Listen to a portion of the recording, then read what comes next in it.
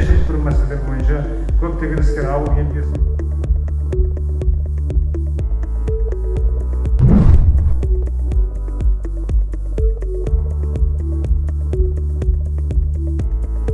Сакен Амангелдиевич басқарады. Қандай күштер бар? Яғни бұл жер